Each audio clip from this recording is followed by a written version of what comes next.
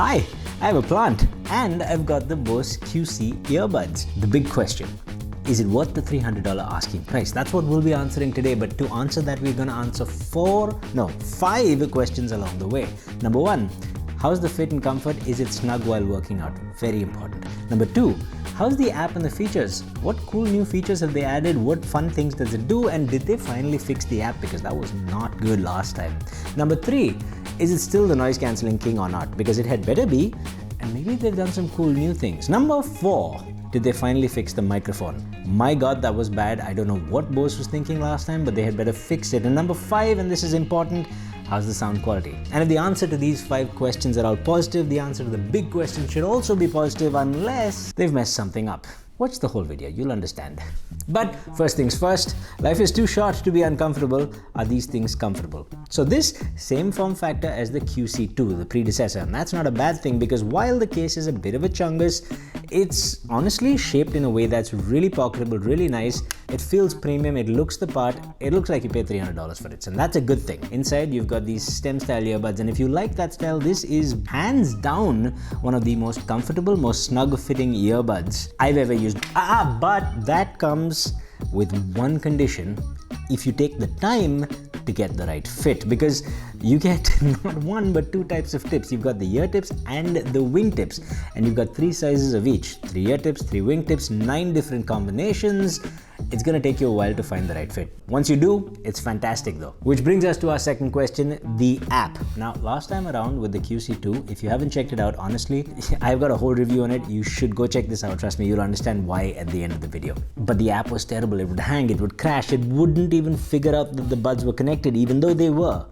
This time around, none of that happens. Okay, the first couple of days, it acted a bit weird. It did once give me this really weird message. I'm gonna leave that up on screen. You tell me what you think this even means. Yeah, what can I tell you? But for the most part, honestly, it works, doesn't hang, doesn't crash, and it figures out that the earbuds are in fact connected. A funny thing, by the way, while setting up the app, it actually asks you to give your earbuds a name, and it has the most hilarious suggestions. So obviously I went ahead and named it this. I mean, come on, how's that for big brain? So now every time I pair it, it reminds me to subscribe to my own channel. Moving on. Now the app itself is a beautiful minimalist thing with equally minimalist features. There's not much to it. You can change noise cancelling modes. You can customize one of the touch controls. And even that's kind of wasted if I'm being honest, but there are a couple of nice things like the in-ear detection. You get to choose how it behaves. If you're getting a phone call, you can make it so you can just open it, put the earbud in your ear, and it automatically picks up the phone call. So that's quite nice. Also, by default, if you've got both earbuds in and you take one out, the other one stays in full noise cancelling mode, which is the way I like it. But if you wanted to go to transparency mode, you can now choose to do that in the app. I also like the fact that under product tips in the app, there's a bunch of videos, like little animated videos that tell you exactly how to use everything, how to do everything with the app. So if you're new to Bluetooth earbuds and you've just said, okay, Bose is good, I'm just gonna buy the best thing out there, but I don't know how to do anything, it'll teach you. It's really, really user-friendly, right? But it's also got some quirks and some things that it missed out that I really think are deal breakers. For example, touch controls, it's only customizable with the touch and hold function. And even then, it's not much of a customization. There's 3 things you can do with it. You can use it to switch noise cancelling modes, which is what I do. You can use it to activate voice assistant, or you can change between different immersion modes. And I'll explain what that is later, but it's the most useless thing, I swear to God. Now, another thing they've missed out on is that there is no touch gesture for muting yourself on a call, which I think is quite important given the kind of people that will probably be using the Bose earbud. But again, if you're thinking about those kind of people, the next one, that's the big mistake Bose has made, because there is no multi-point. The Bose QC Ultra earbuds come with no multi-point. Now you can use the app to switch between sources, and there's some kind of low energy link between the earbuds and the phone. There's just no multi-point. Not having seamless switching, I feel, is a major issue when things much cheaper than this do offer it, and it works seamlessly these days. that's an issue.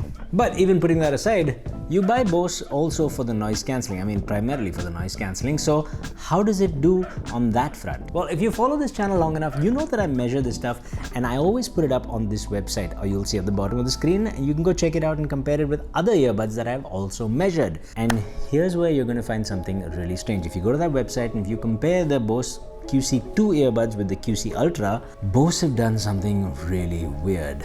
They've actually reduced noise cancelling performance in the mids and the highs, and it doesn't make any sense. Okay, so I'm at the Bose store and I've got the Ultra as well as the QC2 on my ears. I just wanted to test this out because the measurements are one thing, but I wanted to hear it. The difference isn't huge like it might show in the measurements, but there is a difference. I'm hearing more noise isolation and cancellation from the older QC2. So I guess that corroborates the evidence a little bit. It's still very good noise cancelling for the most part, but in a lot of environments, especially when you're out in traffic or if you're in a busy cafe, you're going to hear everybody's voice. And I think they were going for even noise cancelling across the frequencies, and that's fine. Give me the option. Do I want absolute max noise cancellation across the frequencies, or do I want a nice even noise cancellation? Nonetheless, what about transparency mode? Okay, transparency mode is actually pretty good, and it's the same as the QC2, the previous generation. It has a nearly one-to-one representation of the outside world. It's a little bit changed. It's not quite as neutral as the AirPods Pro transparency, but it's the next best thing. I've said it before, I've said it again, Bose has become really good at this. Plus, they have this thing now which you can activate on the app where, to save your hearing, if it goes above a certain decibel level, it starts to reduce the mids and the highs, which is exactly what it did with the QC2 as well. Now it does it with the Ultra earbuds. That's a good thing. But speaking about noise handling, we've got to get to the elephant in the room, the microphone quality. Last time with the QC2, it was atrocious. So how do they fare this time around? Okay, so I'm in a very loud, very crowded cafe, just had a bit of a coffee, and this is the Bose QC Ultra that you're listening to right now. I'm not talking loudly, I'm just talking normal voice with a lot of background noise. Now, what you should be listening for is a lot of background suppression. You should be listening for my voice coming through clearly and as little artifacting as possible, which means sharp, jagged sounds coming through via the microphone. Are you hearing this? Bose QC Ultra earbuds is traffic noise in the background. I'm taking my little old dog for a walk. What Bose did last time was basically just let everything through, which is great for a quiet room, really natural sounding, but when there's traffic, it just sounds awful. Hopefully they've done better this time though. I gotta say, while I'm here, I may as well do a little test in a significantly noisy, windy environment. I'm talking a little bit louder. Now I'm talking at a more normal voice. How does it sound? Is it able to cancel out everything? I gotta say, going for a run with these things is a pleasure. It's super snug, it's really comfortable. I like it. Just that I'm not sure I can take a phone call, but maybe it's handling it better than last time. You tell me. Okay, whatever you might have thought about the microphone quality, people also buy Bose for sound quality. Whether you're an audiophile or not does not matter. It's what people buy it for. So, how does it sound? Alright, couple of interesting things. This is not a neutral sound. This is definitely a colored representation of music, and it's a fun sound. So this is quite a bit bass boosted, a lot of sub bass boosted as well, and honestly it's kind of fun because throughout the frequency range they've made sure that it's a very clean sound. Harmonic distortion levels are very low, and it's just a fun sound. There's nothing wrong with that.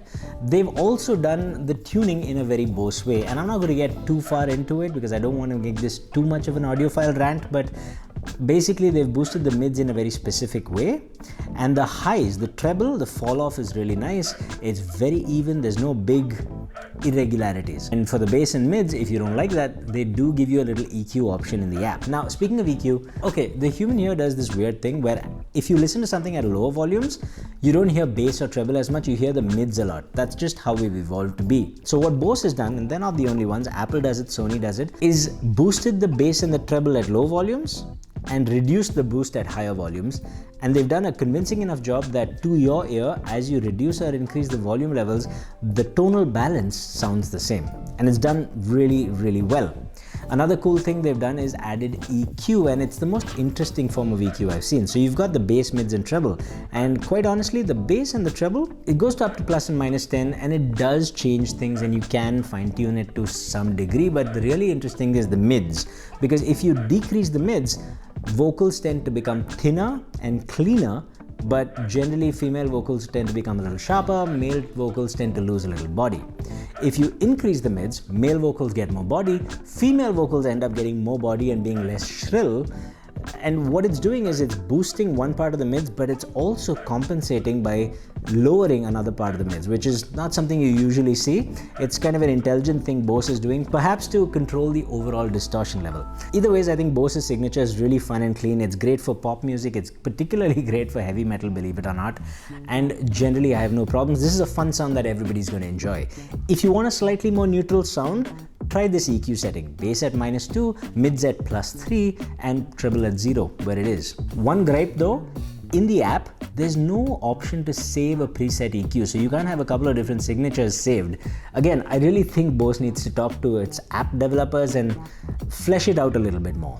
Okay, but sound quality wise, there's one more thing we must talk about. It's a new thing called Immersive Audio that they've added. This is the most accurate name for this thing. Apple calls it spatial audio. Samsung has the Dolby Atmos thing, which is just terrible. It's nothing like Dolby Atmos. None of those give you the right impression. This one does. They're not claiming that this is 5.1 simulated surround. They're just claiming it's immersive, and it is. And what they do is a combination of two things. One, they change the frequency response. They basically add a little bit of an EQ. They boost certain mid frequencies to make things sound a little more engaging, a little more in the room. Dolby Atmos does this as well. But they also mess around with the timing of sound. So when sounds hit your different ears at different times, it gives you the impression that they're coming from different places because there's a little bit more of a delay if it's hitting that wall and coming to you. Get it? So what the effect is, well, it's kind of spatial, but it just feels like if you're watching me, for example, it would feel like I'd be there in the room with you and it was a reverberant room. That's what it feels like, and it does really feel immersive. Vocals, instead of being front and center, are sort of pushed upwards and outwards a little bit, but still very much surrounding you. It's really, really cool. It's very immersive, and it is genuinely fun to use. It's the first one that I have willingly wanted to use. This is the most accurate to its name sound feature that I've heard so far. Immersive audio is exactly what it is. Now, there's two types, still and motion.